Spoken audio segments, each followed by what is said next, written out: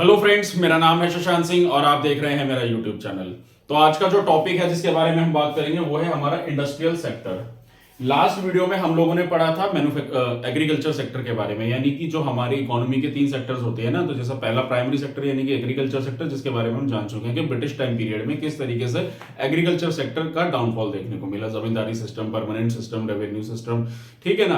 अब हमारा जो दूसरा पार्ट है वो आता है हमारा मैन्युफैक्चरिंग सेक्टर। ठीक है ना। तो इकोनॉमी का जो दूसरा मेन सेक्टर होता है जिसमें हमारे फाइनल गुड्स बन के तैयार होते हैं। जैसे बात करूं, ये मार्कर हो गया, मेरे हाथ में घड़ी हो गई, ठीक है, या फिर ये कैमरा हो गया जिससे मैं शूट कर रहा हूँ, ये व्हाइट बोर्ड हो गया, कोई भी चीज हो सकती है। कोई भी फाइनल गुड जो मार्केट में बनकर तैयार होता है, मतलब उस गुड के बाद फिर कोई और चीज नहीं बन सकती। अब जैसे मार्कर है, ये फाइनल है, इसको यूज करके कुछ और नहीं बनाया जा सकता।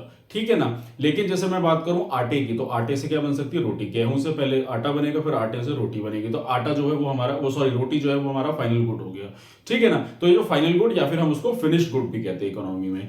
तो अब क्या था कि इंडस्ट्रियल सेक्टर के बारे में, तो अब हम यहाँ पढ़ेंगे हम लोग ब्रिटिश टाइम पीरियड में क्या था इंडस्ट्रियल सेक्टर।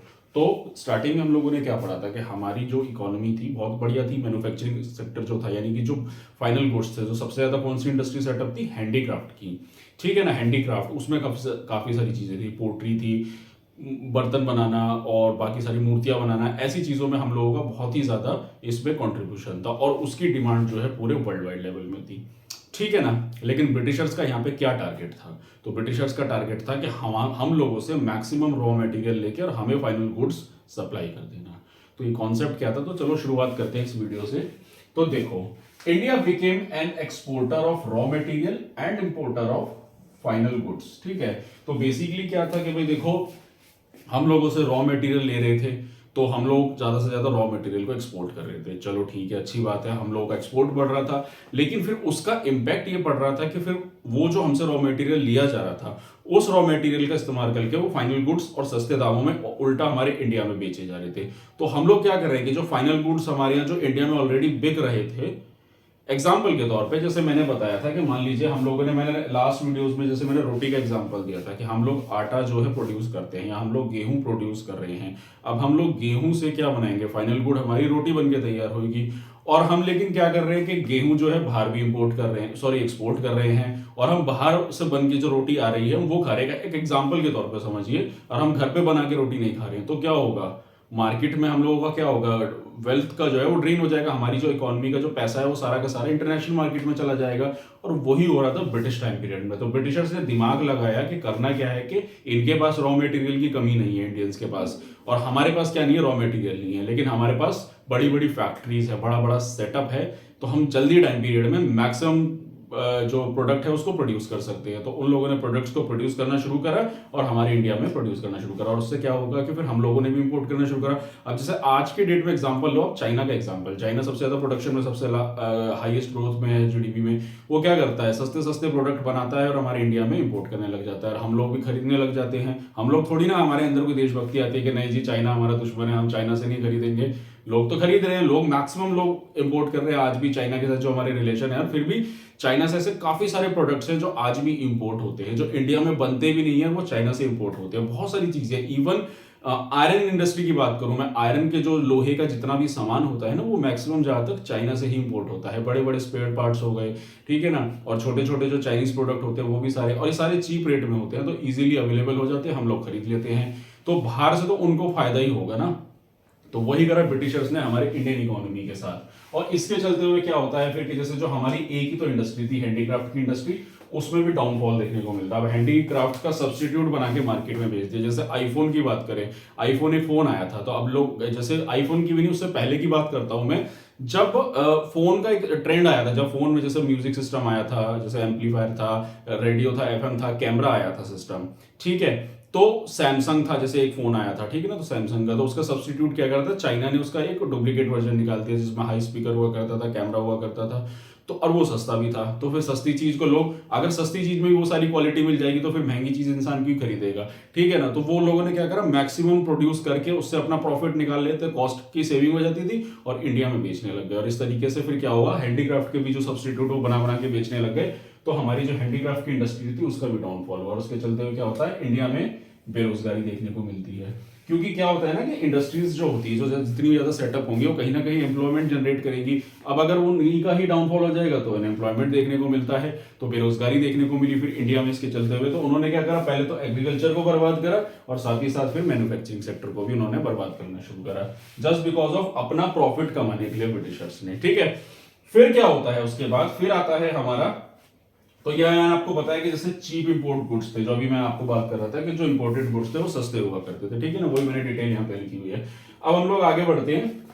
तो during second half of 19th century, तो second half of 19th century का मतलब क्या हुआ, यहाँ पे बात हो रही है हम 1850 के बाद की बात हो रही है। ठीक है ना, तो सेंचुरी को हमेशा कंफ्यूज नहीं होना है। अगर 19th सेंचुरी की बात चल रही है यहाँ पे, ठीक है, 19th सेंचुरी की यानी कि 1800 से चलने वाली सदी। ठीक है ना, ये जैसे कि मान लीजिए अगर मैं बात कर रहा हूं 1799, तो ये चल रही है 18th सेंचुरी। ठीक है, और जब ये 1800 से स्टार्ट हो जाएगी, तो अब ये 19 की तरफ चल रहे हैं ना, 1900 की तरफ बढ़ेगी, तो ये 19th सेंचुरी। तो वो बात कर रहा है ड्यूरिंग सेकेंड हाफ यानी कि 1850 के बाद की बात कर रहा है, उस दौरान की बात है ये, कि जब कुछ इंडस्ट्री सेटअप होती है हमारे यहाँ। कौन सी इंडस्ट्री सेटअप होती है, कॉटन इंडस्ट्री और जूट टेक्सटाइल इंडस्ट्री, यानी कि कॉटन इंडस्ट्री वेस्ट में और जूट जो है ईस्ट में, यानी कि ईस्ट यानी बंगाल की तरफ होती है सेटअप। ये बुक्स में डिटेल लिखी हुई है इसलिए मैंने शॉर्ट में बना दिया है। ठीक है ना, और कॉटन इंडस्ट्री वेस्ट में यानी कि गुजरात और मुंबई की तरफ सेट होती है। ठीक है, तो जो कॉटन इंडस्ट्री सेटअप हुई उसमें क्या हुआ कि उसमें हमारे इंडियंस का इन्वॉल्वमेंट था, और जो जूट टेक्सटाइल थी उसमें हमारा ब्रिटिशर्स का रोल था बंगाल में। ठीक है ना, तो कहने का मतलब ये कि यहाँ पे कुछ इंडस्ट्री सेटअप हुई, ऐसा नहीं है कि इंडस्ट्री सेटअप नहीं हो पाई, इंडस्ट्री ग्रोथ मिली, सेटअप हुआ कुछ। ठीक है, चलो मार्केट में डिमांड बढ़ी, लोगों के पास पैसा आया, और इवन 20th सेंचुरी यानी कि 1907 में टाटा स्टील बन के तैयार होता है, जो आज की डेट में हमारा टाटा कंपनी जो है वो यहीं से कहीं से शुरुआत हुई थी टाटा स्टील की। ठीक है ना, इंडस्ट्री सेटअप हुई, लेकिन इन्होंने ज्यादा ग्रोथ नहीं ले पाए। ग्रोथ क्यों नहीं ले पाए, क्या कारण था इनकी ग्रोथ को लेने का, इनकी ग्रोथ का लेने का जो सबसे बड़ा मेजर कारण था ना, अगर मैं बात करूं तो वो ये था कि कोई भी इकोनॉमी है, कोई भी इंडस्ट्री है, अब आप एक चीज देखो, जैसे मान लीजिए आप कोई फैक्ट्री सेटअप करते हो, चलो आप मान लो दिल्ली में रह रहे हो, अब आप क्या चाहोगे, अब आप एक फैक्ट्री सेटअप करने जा रहे हो जिसमें आपकी प्रोडक्शन हो रही है एक दिन में लाखों लाखों चीजों की। मान लो आप एक मार्कर बना रहे हो, आपने दिल्ली में एक फैक्ट्री सेटअप करी, अब आप क्या चाहोगे, 20 रुपए का मार्कर है, आपने करोड़ों की इन्वेस्टमेंट कर दी, इस पर आपका प्रॉफिट 5 रुपए है, तो करोड़ों का इन्वेस्टमेंट करा यानी कि आप करोड़ों अरबों को मारने की तो सोच रहे हो। तो इसका मतलब ये हुआ कि 20 रुपए का आपका जो मार्कर है पूरे इंडिया में ट्रांसफर होना चाहिए, हर जगह जाएगा, तभी तो आप प्रॉफिट कमा पाओगे, है ना। तो जो ये मार्कर होगा तो इंडिया में हर जगह तक पहुंचना चाहिए। तो कैसे पहुंचेगा हर जगह तक पहुंचने के लिए, उसके लिए आपको चाहिए रेलवे, ट्रांसपोर्टेशन, बाकी की सारी सुविधाएं, सर्विसेज चाहिए जो इस चीज को ट्रांसफर करेंगे, एक पूरा चैनल चाहिए। जब इंडस्ट्री सेटअप होती है तो उसके लिए क्या चाहिए होता है, एक अच्छा होलसेलर चाहिए होता है, जहां पे आप उसको ट्रांसफर करोगे, फिर वो रिटेल मार्केट तक भेजेगा, फिर मार्केटिंग है, एडवर्टीजमेंट है ना, तो वो सारा चेन सेटअप चाहिए। तो वो उतना प्रॉपर चेन सेटअप था नहीं, ठीक है ना, जिसके चलते हुए उतना बूस्ट नहीं मिला, लेकिन फिर भी ये इंडस्ट्रीज ठीक ठाक चलती रही। ठीक है ना, उसके बाद क्या होता है, तो ये तो चलो कुछ इंडस्ट्रीज थी जो छोटी मोटी सेटअप हुई, ज्यादा मास लेवल पे नहीं हुई, लेकिन फिर भी जो मतलब कह सकते हैं कि जो मैन्युफैक्चरिंग जो मेजर प्रॉब्लम थी उसका कारण क्या था, उसका कारण था नो कैपिटल गुड इंडस्ट्रीज, यानी कि ज्यादा कैपिटल गुड इंडस्ट्री होती है, जैसे कि मान लो अब ये मार्कर ही है फाइनल गुड बनाने के लिए, तो ये मार्कर एक मशीन में बनेगा, वो मशीन भी तो किसी फैक्ट्री में बनेगी ना, तो ऐसी कोई मशीन बनाने वाली फैक्ट्रीज नहीं थी। जैसे कि मान लो सरिया बनाने की एक फैक्ट्री होती है जिसको हम रोलिंग मिल कहते हैं, तो वो रोलिंग मिल भी किसी फैक्ट्री में बनती होगी, तो उसको हम बोलते हैं कैपिटल गुड्स, वो जो मशीनरीज होती है। तो ऐसी मशीनरीज की ज्यादा सेटअप नहीं थे, क्योंकि इंडस्ट्रियल रिवॉल्यूशन कहाँ आया था, यूरोप में, उन्हीं लोगों ने इनोवेशन किया था, तो वहीं पे उनके पास इतनी बड़ी बड़ी मशीनरीज थी।